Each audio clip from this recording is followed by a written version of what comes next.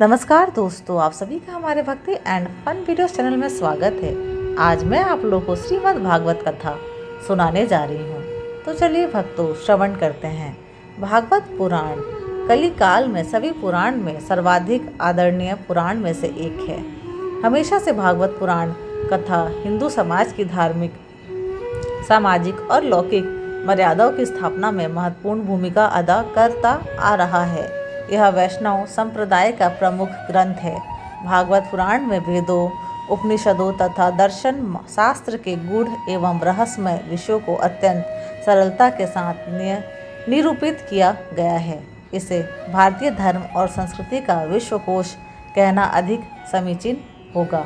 श्रीमद् भागवत कथा में सकाम कर्म, निष्काम कर्म, ज्ञान साधना, सिद्धि साधना, भक्ति अनुग्रह, मर्यादा, द्वैत अद्वैत्व, द्वैत्वाद्वैत, निर्गुण सगुण तथा व्यक्त अव्यक्त रहस्यों का समन्वय उपलब्ध होता है। श्रीमद् भागवत पुराण वर्णन की विशदता और उदात्त काव्य रमणीयता से ओतप्रोत हैं। यह विद्या का अक्षय भंडार है। यह पुराण सभी प्रकार के कल्याण देने वाला तथा त्रय ताप, आदि भौतिक, आदि दैविक और आध्यात्मिक आदि का शमन करता है। ज्ञान, भक्ति और वैराग्य का यह महान ग्रंथ है। भागवत पुराण में 12 स्कंध है, जिनमें विष्णु के अवतारों का ही वर्णन है। नैमिषारण्य में शौनकादि ऋषियों की प्रार्थना कर लोमहर्षण के पुत्र उग्रश्रवा सूत जी ने इस पुराण के माध्यम से श्री कृष्ण के 24 अवतारों की कथा कही है। श्रीमद् भागवत कथा में 18,000 श्लोक, 335 अध्याय व 12 स्कंद है। अब मैं आप लोग को 12 स्कंद के बारे में बताने जा रही हूँ। तो चलिए भक्तों, श्रवण करते हैं। प्रथम स्कंद। इस पुराण के प्रथम स्कंद में 19 अध्याय है, जिनमें सुखदेव जी ईश्वर भक्ति का महात्म्य सुनाते हैं।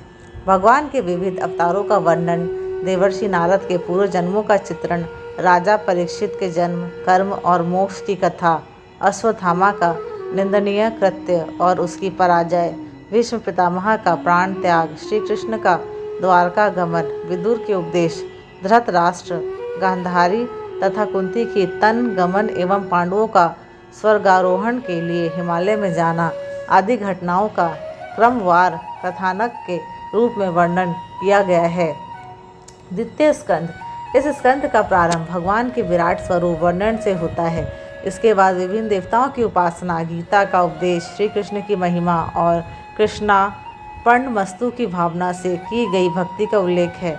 इसमें बताया गया है कि सभी जीवात्माओं में आत्मा स्वरूप कृष्ण ही विराजमान है। पुराणों के 10 लक्षणों और सृष्टि उत्पत्ति का उल्लेख भी इस स्कंद में मिलता है। तृतीय स्कंद। तृतीय स्कंद उद्धव और विदुर जी की भेंट के साथ प्रारंभ होता है। इसमें उद्धव जी श्री कृष्ण की बाल लीलाओं तथा अन्य लीला चरित्रों का उल्लेख करते हैं।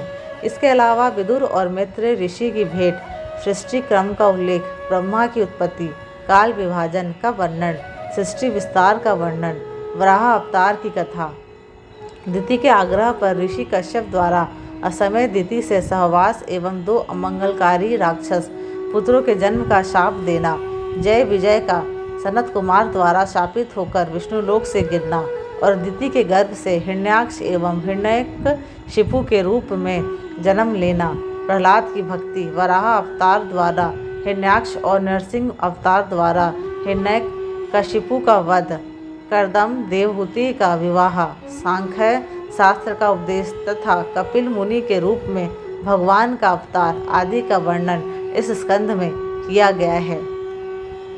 चतुर्थ स्कंद। इस स्कंद की प्रसिद्धि पुरंजोपाख्यान के कारण बहुत अधिक है। इसमें पुरंजन नामक राजा और भारत खंड की एक सुंदरी का रूपक दिया गया है। इस कथा में पुरंजन भोग विलास की इच्छा से 9 द्वार वाली नगरी में प्रवेश करता है। वहाँ वह यवनों और गंधर्वों के आक्रमण से माना जाता है। रूपक यह है कि 9 द्वार वाली नगरी यह शरीर है। युवावस्था में जीव इसमें स्वच्छंद रूप से विहार करता है, लेकिन काल कन्या रूपी वृद्धावस्था के आक्रमण से उसकी शक्ति नष्ट हो जाती है और अंत में उसमें आग लगा दी जाती है। रूपक को स्पष्ट करते हुए नारद जी कहते हैं, पुरंजन देहधारी जीव है और 9 द्वार वाला नगर यह मानव देह है। नौ द्वार का अर्थ है 2 आँखें, 2 कान, 2 नासिका छिद्र, 1 मुख, 1 गुदा, 1 लिंग। अविद्या तथा ज्ञान की माया रूपी वह सुंदरी है। उसके दास सेवक 10 इंद्रियां हैं। इस नगर की रक्षा पंचमुखी सर्प करते हैं। 11 सेनापति, पाप और पुण्य के 2 पहिए, 3 गुणों वाली रथ की ध्वजा, त्वचा आदि 7 धातुओं का आवरण तथा इंद्रियों द्वारा भोग शिकार का प्रतीक है। काल की प्रबल गति एवं वेग ही शत्रु गंधर्व चंड वेग है। उसके 360 गंधर्व सैनिक वर्ष के 360 दिन एवं रात्रि है, जो शनेह आयु का हरण करते हैं। प्राण वाला मनुष्य रात दिन उनसे युद्ध करता रहता है और हारता रहता है। काल भयग्रस्त जीवों को जबर अथवा व्याधि से नष्ट कर देता है। इस रूपक का भाव यही है कि मनुष्य अपनी इंद्रियों के उपभोग से निरंतर भोग विलास में पड़कर अपने शरीर का क्षय करता रहता है। वृद्धावस्था आने पर शक्ति क्षीण होकर अनेक रोगों से ग्रस्त एवं नष्ट हो जाता है। परिजन उसके पार्थिव शरीर को आग की भेंट चढ़ा देते हैं। पंचम स्कंध में प्रियव्रत, अग्निध्र, राजा नाभि, ऋषभदेव तथा भरत आदि राजाओं के चरित्रों का वर्णन है। यह भरत जड़ भरत है, शकुंतला पुत्र नहीं। भरत का मृग मोह में मृग योनि में जन्म, फिर गंडक नदी के प्रताप से ब्राह्मण कुल में जन्म तथा सिंधु सोवीर नरेश से आध्यात्मिक संवाद आदि का उल्लेख है। इसके पश्चात पुरंजोन पाख्यान की भांति रूपक द्वारा प्राणियों के संसार रूपी मार्ग का सुंदर वर्णन किया गया है। इसके बाद भरत वंश तथा भुवन कोश का वर्णन है। तदुपरांत गंगावतरण की कथा, भारत का भूलौकिक वर्णन तथा भगवान विष्णु का स्मरण शिशुमार नामक ज्योतिष चक्र द्वारा करने की विधि बताई गई है। अंत में विभिन्न प्रकार के रौरव नरकों का वर्णन यहाँ किया गया है। षष्ठ स्कंध में नारायण कवच और पुंसवन व्रत विधि का वर्णन जनोपयोगी दृष्टि से किया गया है।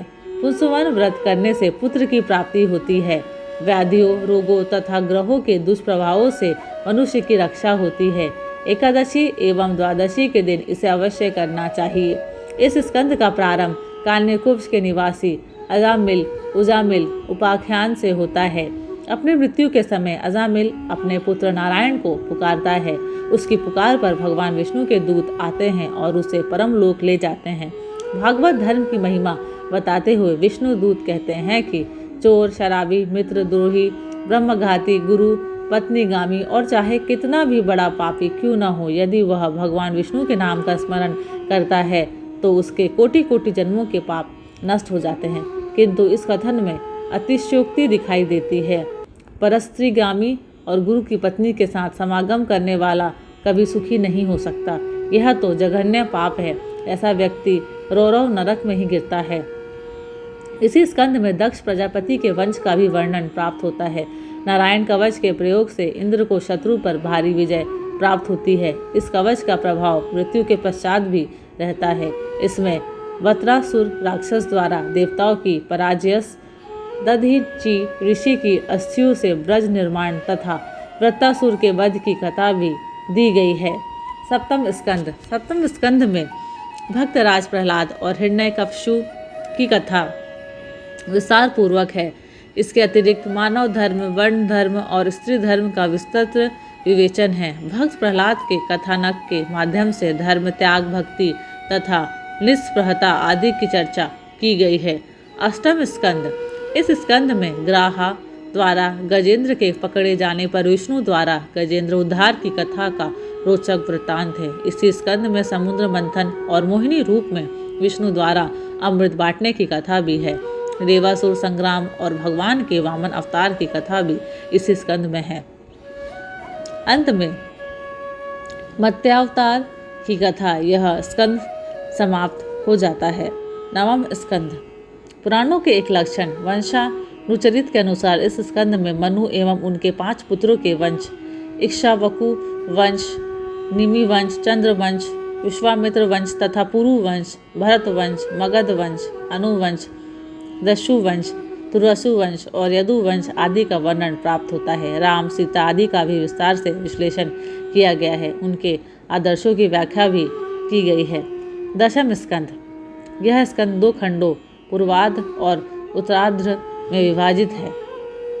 इस स्कंद में श्री कृष्ण चरित्र विस्तार पूर्वक है। प्रसिद्ध रास पंचाध्यायी भी इसमें प्राप्त होती है। पूर्वार्ध के अध्यायों में श्री कृष्ण के जन्म से लेकर अक्रूर जी के हस्तिनापुर जाने तक की कथा है।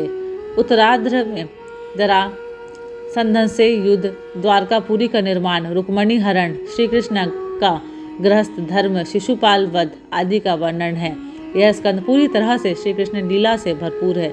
इसका प्रारंभ वसुदेव देवकी के विवाह से प्रारंभ होता है। भविष्यवाणी, कंस द्वारा देवकी के बालकों की हत्या, कृष्ण का जन्म, कृष्ण की बाल लीलाएं, गोपालन, कंस वध, अक्रूर जी की हस्तिनापुर यात्रा, जरासंध से युद्ध, द्वारका पलायन, द्वारका नगरी का निर्माण, रुक्मणी से विवाह, प्रद्युम्न का जन्म, सब्मासुर वध, स्वयंमतक मणि की कथा, जाम्बवती और सत्यभामा से कृष्ण का विवाह, उषा अनिरुद्ध का प्रेम प्रसंग, वाणासुर के साथ युद्ध तथा राजा नृग की कथा आदि के प्रसंग आते हैं। इसी स्कंद में कृष्ण सुदामा की मैत्री की कथा भी दी गई है। एकादश स्कंद, एकादश स्कंद में राजा जनक और 9 योगियों के संवाद द्वारा भगवान के भक्तों के लक्षण गिनाए गए हैं।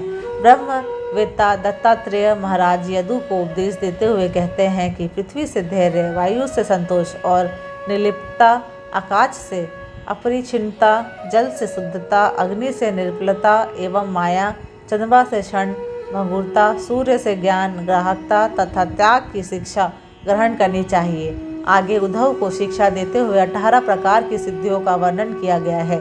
इसके बाद ईश्वर की विभूतियों का उल्लेख करते हुए वर्णाश्रम धर्म, ज्ञान योग्य, कर्म योग्य और भक्ति योग का वर्णन है। द्वादश स्कंद, इस स्कंद में राजा परीक्षित के बाद के राजवंशों का वर्णन भविष्य काल में किया गया है।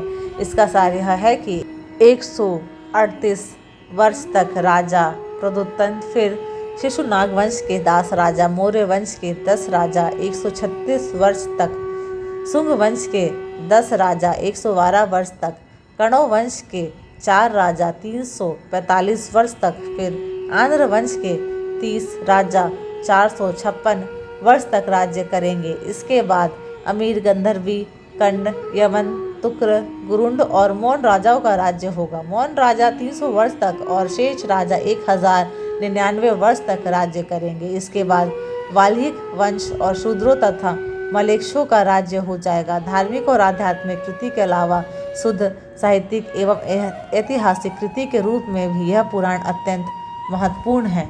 धन्यवाद। आशा करती हूँ कि आपको ये मेरे वीडियोस पसंद आते हैं। अगर आपको ये मेरे वीडियोस पसंद आते हैं तो प्लीज़ लाइक, शेयर और सब्सक्राइब ज़रूर करें। जय राधे कृष्ण।